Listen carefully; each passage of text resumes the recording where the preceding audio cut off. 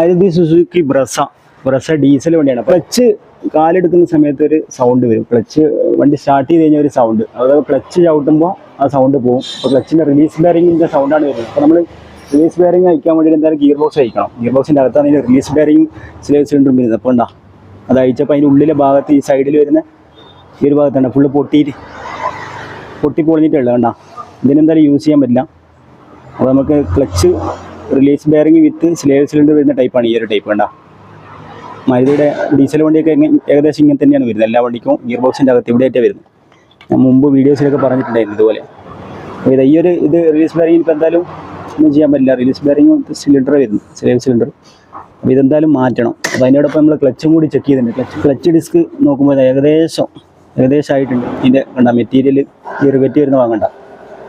അപ്പോൾ എന്തായാലും നമുക്ക് റിലീസ് ബെയറിങ് മാറി, ഇതോടൊപ്പം ക്ലച്ചും കൂടി മാറി വണ്ടി സ്റ്റാർട്ട് ചെയ്ത് നോക്കാം.